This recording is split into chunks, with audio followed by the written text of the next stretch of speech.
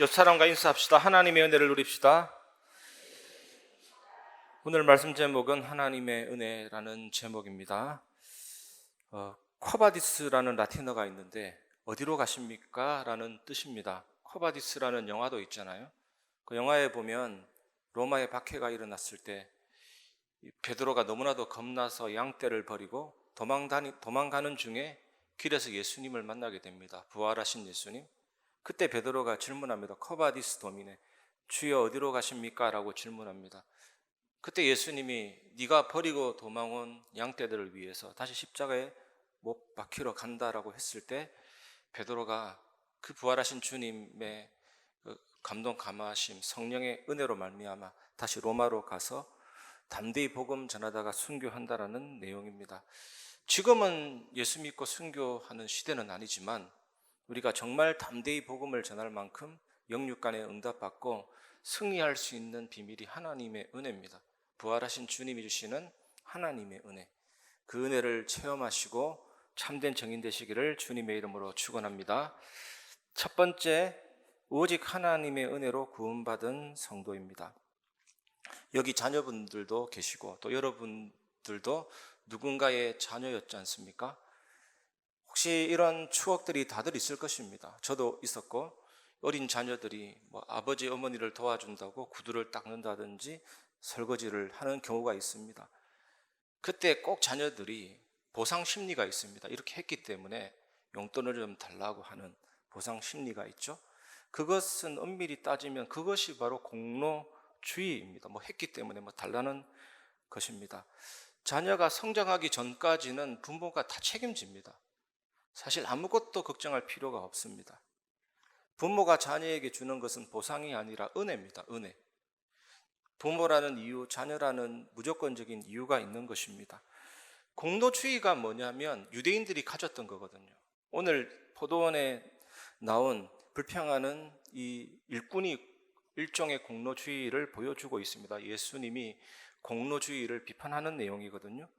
공로주의가 내가 행동했기 때문에, 노력했기 때문에 하나님의 은혜 받을 수 있다, 하나님의 구원 받을 수 있다, 이런 것입니다. 내가 최대한 노력 많이 하고 선행을 하면 하나님으로부터 은혜 받을 수 있다는 것이 공로주의입니다. 이것은 하나님을 믿지 않는 거고 의존하지 않는 것입니다. 공로주의는 하나님의 은혜를 무조건적으로 보는 것이 아니잖아요. 내가 나의 행위에 따라서 조건적으로 주어진다라고 믿는 것입니다. 모든 종교는 공로주의거든요. 우리나라에 수많은 무속인들이 있는데 그 무속신앙이 뭡니까?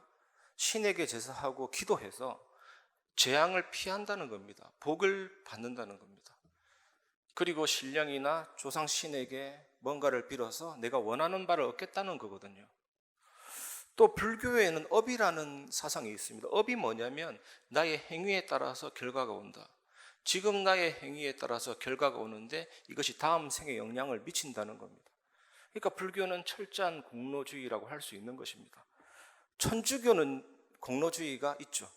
하나님의 은혜만으로 충분하지 않고 나의 노력과 나의 공로에 의해서 합작해서 구원이 이루어진다. 대표적인 것이 뭐냐면 보속이라는 게 있습니다. 보속. 죄 사함 플러스 뭔가 행위를 해야 되는 겁니다. 사제한테 죄를 고백하고 고해 성사하면 신부가 어떤 것을 수행하라고 지시합니다. 어떤 선행, 어떤 기도, 구제를 지시합니다. 그것과 함께 죄사함이 이루어진다는 생각이기 때문에 이거는 공로주의죠. 죄사함 플러스 뭔가가 있는 겁니다. 이슬람은 또 어떻습니까? 그냥 무조건 알라신만 추종하는 종교이지만 그 꾸란이라는 경전에 보면 선, 악 굉장히 강조합니다. 선을 행하면 보상받는다라는 공로주의가 있습니다. 해적선 위의 해적 비유 아시잖아요. 해적선 위의 해적이 아무리 착한 짓 해도 해적일 뿐입니다. 빠져나와야 되는 거거든요. 기독교는 뭐가 있습니까? 기복신앙이 공로주의입니다. 복을 얻기 위해서 열심히 하는 겁니다. 다른 사람 보기에는 신앙이 좋아 보여도 그건 옳은 신앙이 아닙니다. 열심히 합니다. 사탄이 오히려 그 신앙을 복 얻는 수단으로 만들도록 속이는 것이죠. 이런 신앙에 빠진 사람들은 오래 못 갑니다. 기복주의 신앙은 오래 못 갑니다. 뭔가 복을 얻으면 떠날 수 있습니다. 건강 얻으면 떠날 수 있습니다. 왜냐하면 복이 목표였기 때문에 복이 내 안에 오면 신앙을 유지할 이유가 없는 것입니다. 예를 들어서 올림픽을 위해서, 금메달을 위해서 노력한 선수가 금메달을 따면 그때부터 뭔가 경기력이 떨어져요. 이미 성취해버렸기 때문에. 그래서 기복주의 신앙은 오래 가지 못합니다. 이런 왜곡된 본질에서 벗어난 신앙, 이것이 공로주의입니다. 그래서 우리는 이런 것들을 진짜로 버리고 하나님의 은혜, 예수 그리스도 믿는 신앙을 온전히 회복해야 될 줄 믿습니다. 여러분, 하나님이 여러분의 것을 뺏어가면 거지 되거든요. 하나님이 이 세상의 공기를 걷어가면 다 죽습니다. 하나님이 주신 겁니다. 기부가 아니고 내가 가진 모든 것을 다 드리는 게 원래 헌금의 의미거든요. 그래서 이스라엘에 보면 목숨값을 받았습니다. 목숨값. 네가 살아있는 그 값을 내놔라. 내가 생명의 주인이다. 내가 안 가져가는 대신에 목숨값 내놔. 그게 성전세입니다. 20세 이상은 다 냈거든요. 11조가 뭡니까? 모든 것이 하나님의 것이에요. 내 것이 없어요. 그 중에 10분의 1만 받고 다 받았다라고 여겨주는 거거든요. 오늘 예배 시간에 헌금 드리는데 여러분의 생명, 삶, 모든 것이 하나님의 것이기 때문에 그 중심이 담기지 않으면 그것도 일종의 공로주의, 왜곡된 신앙이라 할 수 있습니다. 정말 여러분 마음 다해 예배하고 기도하고 하나님의 은혜를 사모하시기 바랍니다. 오늘 본문을 보면 이 포도원 주인이 처음부터 일한 사람이나 나중에 들어와서 일하는 사람이나 똑같은 임금을 주게 됩니다. 이것이 뭡니까? 하나님의 나라, 천국의 원리를 말하는 것입니다. 하나님의 은혜, 얼마나 크고 놀라운지를 오늘 가르쳐 주고 있습니다. 오늘 이 사실을 깊이 깨달으시길 바랍니다. 마태복음 20장 1절에서 2절, 천국은 마치 품꾼을 얻어 포도원에 들여보내려고 이른 아침에 나간 집주인과 같으니 그가 하루 한 데나리온씩 품꾼들과 약속하여 포도원에 들여보내고.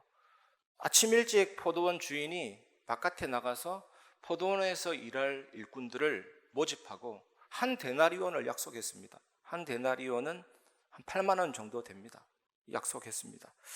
그리고 마태복음 23장 3절 4절을 보시면 또 제3시에 나가보니 장태에 놀고 서 있는 사람들이 또 있는지라 그들에게 이르되 너희도 포도원에 들어가라 내가 너희에게 상당하게 주리라 하니 그들이 가고. 제3시는 오전 8시거든요. 유대인 시간은 제3시지만 지금 시간으로는 오전 8시입니다. 오전 8시에 밖에 나가니까 일하지 않는 사람들이 있어서 포도원으로 가라고 하고 일하면 정당한 대가를 주겠다고 말했습니다. 그래서 그들은 포도원으로 떠났습니다. 마태복음 20장 5절에서 7절을 보시면 제6시와 제9시에 또 나가 그와 같이 하고 제11시에도 나가보니 서 있는 사람들이 또 있는지라 이르되 너희는 어찌하여 종일토록 놀고 여기 서 있느냐 이르되 우리를 품꾼으로 쓰는 이가 없음이니이다. 이르되 너희도 포도원에 들어가라 하니라. 주인은 제6시, 제6시는 오전 11시거든요. 제9시, 오후 2시. 이때 나가서 일꾼들을 뽑고 포도원에서 일하라고 또 말했습니다. 그들은 또 포도원에 가서 일했는데 놀라운 것은 제11시가 몇 시냐면 오후 4시입니다. 오후 4시면 거의 일을 마칠 시간이잖아요. 오후 4시에 갔는데도 어떤 사람이 일하지 않고 있으니까 그 사람을 불러서 포도원에 가서 일해라. 너는 왜 여기에 서 있냐 하니까 나를 써주는 사람이 없음이니이다. 그래서 포도원에서 일하도록 했습니다. 그리고 마태복음 20장 8절에서 9절 보면 저물매 포도원 주인이 청지에게 이르되 품꾼들을 불러 나중 온 자로부터 시작하여 먼저 온 자까지 싹을 주라 하니 제11시에 온 자들이 와서 한 데나리온씩을 받거늘. 저녁이 되니까 포도원 주인이 이제 감독들에게, 청지기들에게 일찍 온 사람부터 시작해서 늦게 온 사람까지 불러서 임금을 주라고 합니다. 그런데 오후 4시에 온 사람이 한 데나리온을 받았어요. 한두 시간 일한 것 치고는 꽤 큰 금액입니다. 당연히 먼저 온 사람 어떻겠습니까? 여러분은 어떻겠습니까? 요즘 세상에 이런다면 당장 고용노동부 이렇게 고발하겠죠. 이건 불합리하다라고. 마태복음 20장 10절에서 15절을 같이 보겠습니다. 먼저 온 자들이 와서 더 받을 줄 알았더니 그들도 한 데나리온씩 받은지라. 받은 후 집주인을 원망하여 이르되 나중 온 이 사람들은 1시간밖에 일하지 아니하였거늘 그들을 종일 수고하며 더위를 견딘 우리와 같게 하였나이다. 주인이 그 중에 한 사람에게 대답하여 이르되 친구여, 내가 내게 잘못한 것이 없노라. 내가 나와 한 데나리온을 약속을 하지 아니하였느냐. 내 것이나 가지고 가라. 나중 온 이 사람에게 너와 같이 주는 것이 내 뜻이니라. 내 것을 가지고 내 뜻대로 할 것이 아니냐. 내가 선함으로 네가 악하게 보느냐. 너무나도 당연하게 먼저 일한 사람, 오전 8시부터 세상 말로 새 빠지게 일한 사람은요, 불평불만이 올 수밖에 없죠. 아니, 저 4시에 온 사람, 한두 시간밖에 일하지 않은 저 사람에게 한 데나리온을 줬는데 나는 왜 이것밖에 안 주냐. 하루 종일 일했는데 당신은 불공평하다라고 따지고 이렇게 불평을 한 것입니다. 왜 우리에게 똑같이 주냐, 이렇게 말한 것입니다. 그때 지주는 이렇게 말했습니다. 조금 알기 쉽게 풀어 얘기하면 나는 당신에게 불공평하게 대하지 않습니다. 당신은 한 데나리온을 받고 일하기로 하지 않았습니까? 월급을 받고 가세요. 마지막으로 고용된 사람에게도 내가 당신에게 준 것과 똑같이 주고 싶어요. 내 돈으로 내가 원하는 것을 할 권리가 있지 않습니까? 아니면 내가 관대해서 부러운 건가요? 라고 말했습니다. 여러분, 이 비유를 어떻게 이해해야 할까요? 이 비유에는 하나님의 은혜가 뭔지를 가르치고 있습니다. 베드로와 제자들의 관심이 뭐였습니까? 지난주에 제자가 된 대가로 무엇을 얻고 싶은지를 알기를 원했던 것입니다. 그 예수님이 제자들에게 너희들이 받는 모든 것은 하나님의 은혜로부터 나오는 선물이다라고 지금 가르치고 계십니다. 오직 은혜. 여러분, 하나님은 우리에게 아무것도 빚지지 않았습니다. 심지어 우리가 복음을 듣고 반응할 기회조차도 주지 않습니다. 왜냐하면 우리 인간은 복음을 듣고 반응할 만한 지각이 없습니다. 각기 제 길로 갔습니다. 하나님이 은혜 주시고 하나님이 부르지 않고 하나님이 선택하지 않으면 복음에 대한 반응할 수가 없습니다. 복음을 깨달을 수가 없습니다. 구원받을 수가 없다니까요. 모든 것이 하나님의 은혜입니다. 저는 전도사 때 가르친 아이들이 지금 다 목사가 되어 있거든요. 정말 놀랍습니다. 몇 명 안 됐는데 그 아이들을 데리고 현장에 많이 갔었거든요. 현장에 딱 가니까 중학교인데 지팡이를 들고 몸을 벌벌 떨고 있는 어떤 노인이 있었습니다. 누가 봐도 진짜 갈급하다, 복음 받겠다 싶은 그런 분이었는데 예수 그리스도를 증거하는데 갑자기 다 죽어가는 노인이 힘있게 일어나더니 지팡이로 때리려고 하는 거죠. 그래서 제가 그때 진짜로 느껴지는 것이 영적으로는, 육신적으로는 다 망가졌어도 영적으로는 골리앗이구나. 어디서 저런 힘이 나왔는지, 그 강팍함, 복음을 거부하는 그 강팍함. 그리고 동부시의 버스터미널에서 찬양 전도할 때 이제 찬양 부르고 팀을 짜서 전도하러 가는데 옆에 있는 친구가 자꾸 찌르는 겁니다. 저 사람에게 전도해봐라고. 딱 눈을 돌렸는데 누구도 가기 싫어하는 인상이었습니다. 얼마나 우락부락하게 생겼는지. 못 가겠는 거죠. 근데 자꾸 가라 그래서 벌벌 떨면서 구원의 길을 딱 말했는데 이 사람이 예수님을 구주로 영접하더라고요. 너무 순한 양처럼. 그리고 말씀 운동까지 연결됐었는데 느껴지는 것이 또 있었습니다. 하나님이 부르시면 아무리 강팍한 사람도, 아무리 우락부락한 사람도, 내가 가기 싫은 사람도 하나님이 부르시면 구원이 임하는 겁니다. 마음문이 열리고. 여러분, 아담과 하와가 마귀의 유혹을 받아서 범죄함으로 하나님을 떠나게 된 것입니다. 그래서 하나님의 말씀을 어기고 말씀대로 죽을 운명에 처했습니다. 아담과 하와가 죄를 범하고 나서 너무나도 수치심, 너무나도 고통스러움을 느껴서 동산 나무 사이로 숨어버렸습니다. 무화과 나무 잎을 엮어서 치마를 만들었습니다. 또 하나님 앞에서 책임을 전가하면서 변명을 둘러댔습니다. 이거 죄전자의 모습인데 그럼에도 불구하고 긍휼에 풍성하신 하나님이 인간을 구원할 계획과 방법을 세우셨습니다. 그것이 최초 복음 원시 복음입니다. 그것이 창세기 3장 15절입니다. 창세기 3장 15절, 내가 너로 여자와 원수가 되게 하고 내 후손도 여자의 후손과 원수가 되게 하리니 여자의 후손은 내 머리를 상하게 할 것이요 너는 그의 발꿈치를 상하게 할 것이니라 하시고, 이 원시복음 최초복음은 하나님이 예수님을 통해서 사단의 권세를 정복하시고 인간을 구원하시겠다는 내용입니다. 실제로 예수님은 언약대로 뱀에게 발꿈치를 상해서 죽음을 당했지만 3일 만에 부활하셔서 사단의 머리를 박살내셨습니다.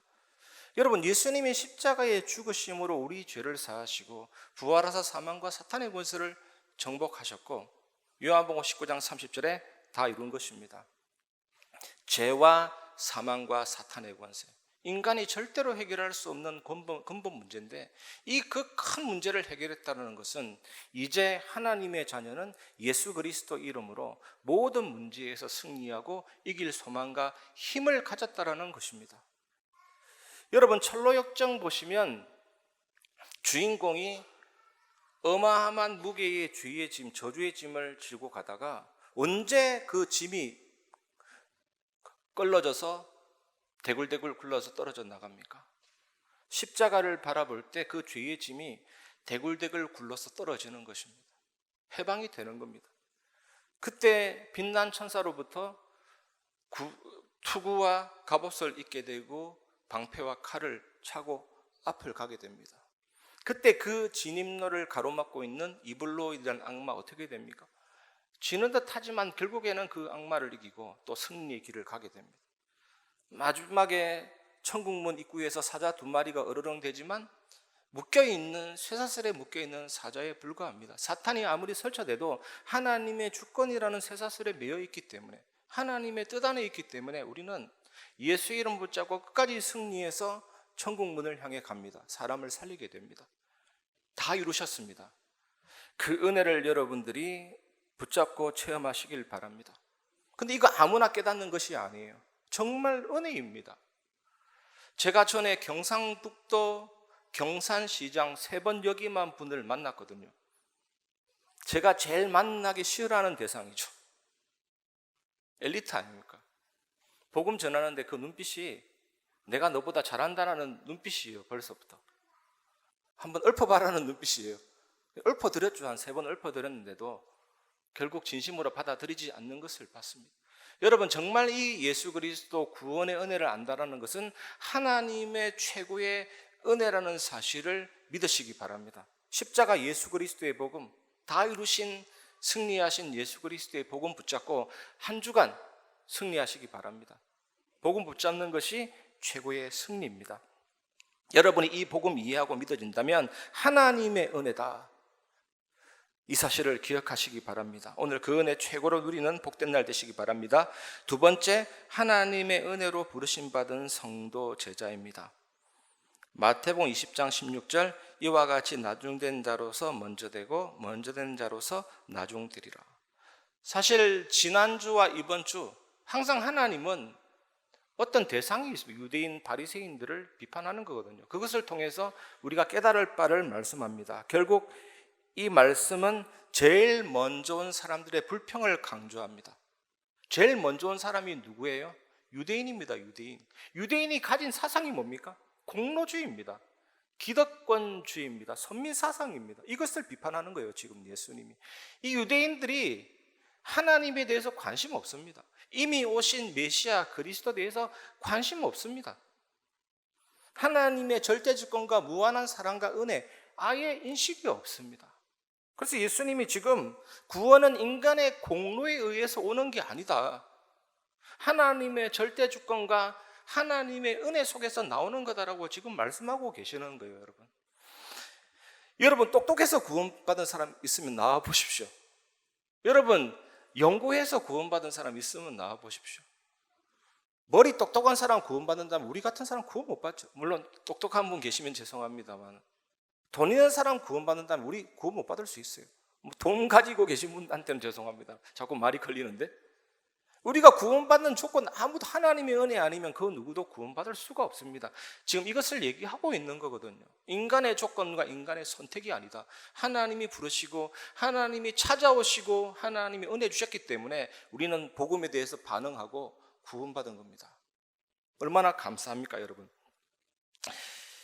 1994년도에 개봉한 신들러 리스트라는 영화 있거든요. 한번 보시기 바랍니다. 아카데미상을 휩쓸었습니다. 이 독일 나치에 의해서 그냥 개돼지 취급 당했잖아요. 인간을 녹여서 비누 만들고 그랬잖아요. 살기 위해서 푸세식 변소에 막 숨고 애들이 피아노 뚜껑에도 숨고 마루 뜯어서 숨고 그랬잖아요. 그래도 찾아내서 머리에다 총 쏘고 가스실에도 집어넣고 막 그랬잖아요. 이런 나치에 죽어가는 유대인들을 살리기 위해서 신들러라는 독일인이 전 재산을 드린 것입니다. 한 명당 얼마 지불하겠다고 한 겁니다. 그래서 1100명을 살렸거든요. 그 명단이 신들러 리스트입니다. 대부분 유대인들은 나치 손에 의해서 무참히 죽어갔지만 그 1100명은 살게 된 겁니다. 히틀러가 뭐라고 한 줄 압니까? 쟤들은 봐줘, 몸값을 지불했잖아, 그렇게 얘기했어요. 그 나중에 신들러에 의해서 구출된 사람들이 자기 금리를 뽑아서 반지를 만들어서 신들러에게 주는 장면은 눈물 흘리면서 봤거든요. 너무 감동적이에요. 교회가 뭡니까? 신들러 리스트처럼 예수님의 부름받은 사람들의 명단입니다. 여러분은 아무런 명단이 아니라 예수 그리스도의 부름받은 그 명단이라니까요. 여러분은 예수님의 핏값으로 치르고 특별하게 부르심 받은 사람들입니다. 매우 매우 귀중한 분들. 좀 재미난 표현으로 쓰자면 매우 매우 비싼 몸들이죠. 여러분, 믿음의 조상 아브라함을 지금 한번 생각해 보십시오. 아브라함의 생애에 있어서 가장 중요한 게 뭡니까? 부르심입니다. 부르심. 아브라함은 구원받을 수 없는 조건이었거든요. 갈대아 우르에서 뭐 했습니까? 우상 숭배했습니다. 우상 숭배의 결과는 뭡니까? 귀신 섬기면 망합니다. 아브라함이 한 게 뭐 있습니까? 하나님이 그냥 아브라함을 부른 것입니다. 아무런 조건도 따지지 않고. 그리고 믿음의 조상으로 세우고 가나안 땅 가게 했습니다. 12제자를 보세요. 마태, 마가, 누가요. 이 사람들이 뭐 했습니까? 그리스도 찾아간 게 아니에요. 그냥 삶의 가장 낮은 자리에서 그물 던지고 막 세리라는, 동족의 피를 빨아먹는 거벌이라는 요구를 얻어먹으면서까지 자기 자신을 위해서 살던 마태였는데, 예수님이 나를 따라오라 하니까 그 부르심에 예스라고 하는 것이 끝이었습니다. 여러분, 신앙생활은 어마어마한 것이라기보다는 여러분 하나님의 부르심에 조금만 반응해도 돼요. 오늘 하나님이 여러분을 부르시고 여러분을 사랑하시고 여러분을 성도로 임마누엘 경인교회 교인으로 그리스도의 제자로 부르셨습니다. 그 사실을 믿고 진짜로 감사하시고, 사실 교회다운 교회를 위해서 여러분이 조금만 헌신해도 하나님의 큰 은혜가 임하게 되어 있습니다. 정말 기도하시고 참된 응답을 받기를 바랍니다. 세 번째, 예수님의 십자가의 죽으심과 부활입니다. 마태복음 20장 17절에서 19절, 예수께서 예루살렘으로 올라가려 하실 때에 12제자를 따로 데리시고 길에서 이르시되, 보라, 우리가 예루살렘으로 올라가노니 인자가 대제사장들과 서기관들에게 넘겨짐에 그들이 죽이기로 결의하고 이방인들에게 넘겨주어 그를 조롱하며 채찍질하며 십자가에 못 박게 할 것이나 제3일에 살아나리라.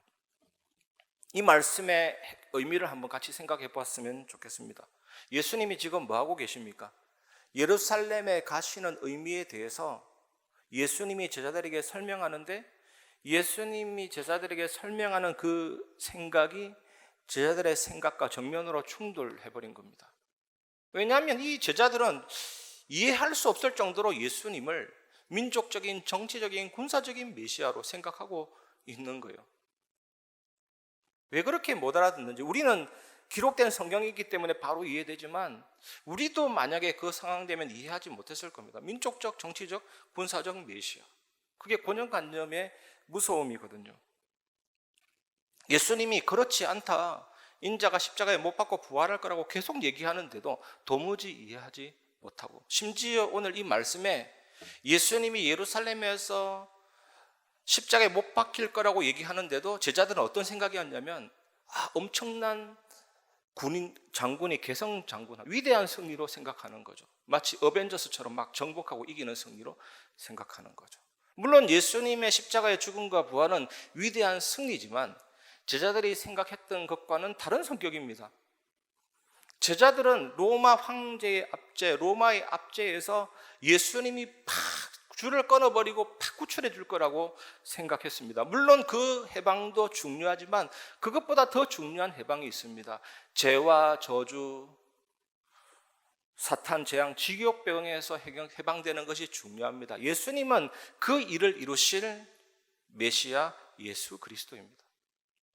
우리가 정말 예수님의 십자가의 죽으심과 부활을 믿으면 죄로 인해서 하나님과 원수가 되었지만 하나님과 친밀하게 되고 하나님의 자녀가 되고 영원한 생명을 얻게 되고 성령의 내주 인도 역사하심으로 승리하게 되는 것입니다. 예수 믿는 것이 뭡니까? 이제 사탄의 통치에서 벗어난 것입니다. 이 죄는 죄와 죽음의 노예뿐만 아니라 사탄의 노예로 만들었지만 예수님의 죽으심은 사탄의 통치를 종식시킨 것입니다. 예수님의 죽음은 사탄에 대한 승리고 악에 대한 승리인 것입니다. 이 사실을 믿으시기 바랍니다. 이처럼 우리 죄값을 지불하기 위해서 예수님이 우리 죄를 대속하신 대속적인 죽음은 우리가 이제 하나님의 자녀가 되고 하나님의 관계에 회복되고 영원한 신분과 권세를 얻게 되는 이 축복이 임했지만 사탄에 대해서는 이제는 대적적인 관계가 되는 것입니다. 우리는 이 세상을 살리고 정복하고 변화시킬 하나님의 자녀입니다. 십자가 영원한 구원을 깊이 누리고 감사 찬양하는 한 주간 되시기를 주님의 이름으로 축원합니다. 말씀을 마무리하겠습니다. 결론, 나를 변화시키는 하나님의 은혜입니다. 오늘 여기 대부분이 누군가의 자녀분들이고 자녀분들이 계시다라고 말씀드렸지만 여러분이 여러분의 부모의 자녀가 되는 권리를 얻기 위해서 노력을 한 것은 아니잖아요. 이미 여러분은 그런 자녀인 것입니다. 자녀가 된다라는 것은 우리가 성취하는 것이 아니고 선물입니다. 은혜인 것입니다. 그래서 오늘 말씀을 마무리하면서 우리가 복음을 알게 된 것 정말로 하나님의 은혜다. 하나님의 자녀가 된 것 정말로 하나님의 은혜다. 영원한 신분과 권세 얻은 것 하나님의 은혜다. 정말 전도와 선교 방향을 놓고 기도하고 갈 수 있다라는 것 하나님의 은혜다. 이 은혜 속에서 참된 확신을 회복하시기를 바랍니다. 우리는 누굽니까? 구원받은 하나님의 자녀잖아요. 구원의 확신. 예수 믿으면 성령께서 너는 하나님의 자녀다라고 확신시켜 주십니다. 그리고 계속되는 말씀을 통해서 성경을 통해서 내가 하나님의 자녀라는 확신을 가질 수가 있습니다. 그리고 하나님의 자녀는 기도 응답과 말씀 성취를 통해서 하나님의 자녀라는 것을 확신할 수가 있습니다. 그리고 여러분, 두 번째 확신은 성령께서 나를 세밀히 인도하신다라는 확신입니다. 왜냐? 왜 인도하십니까? 하나님이 여러분을 사랑하셔서 부르신 것입니다. 여러분을 사랑하고 부르셨기 때문에 책임지시는 것입니다.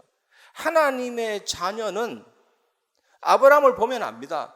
복 주시기로 작정하시고 복의 건으로 세우시기로 작정하시고 구원하시고 부르셨습니다.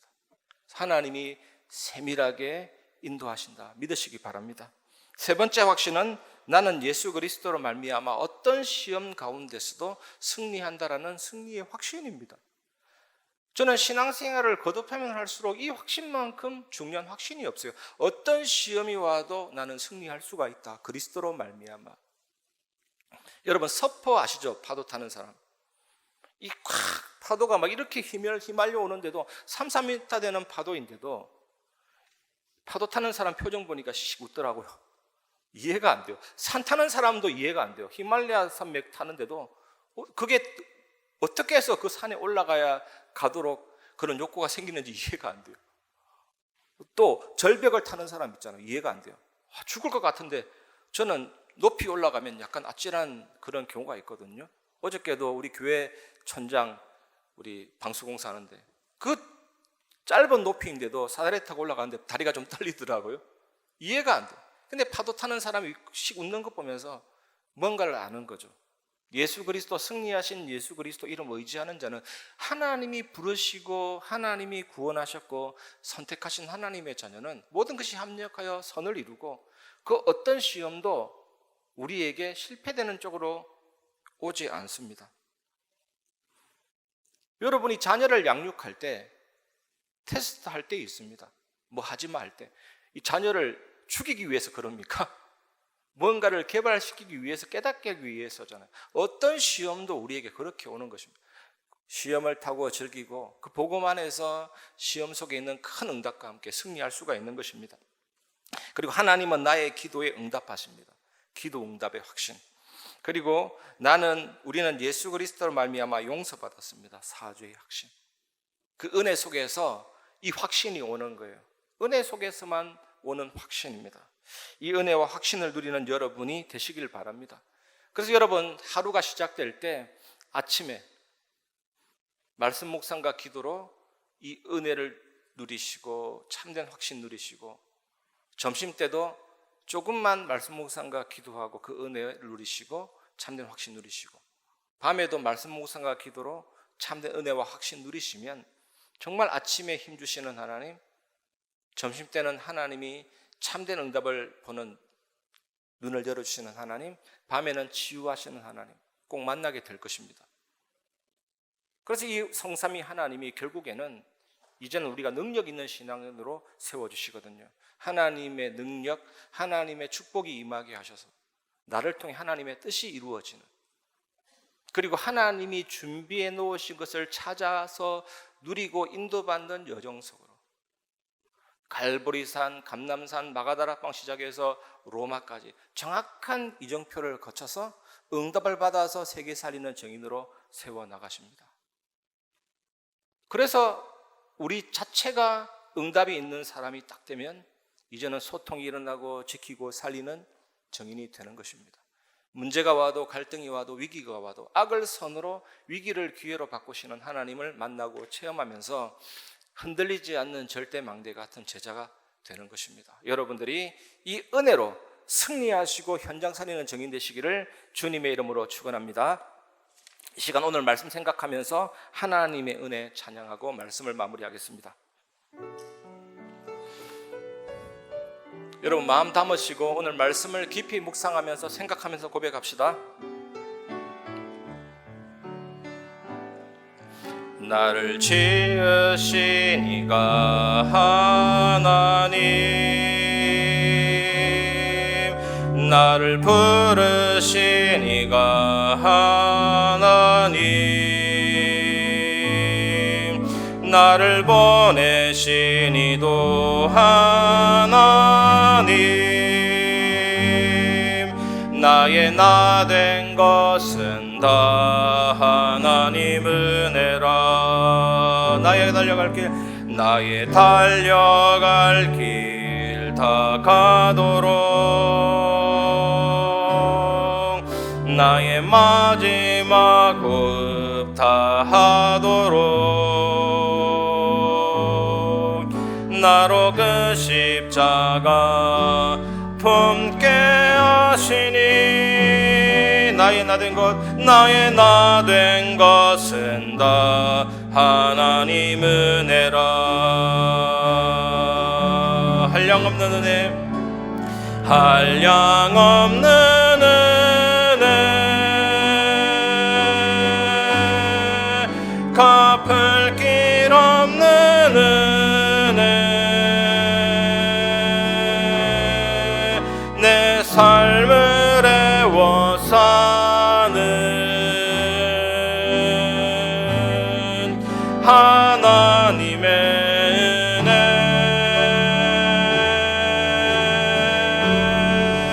나 주저함 없이 그 땅을 밟음도 나를 붙드시는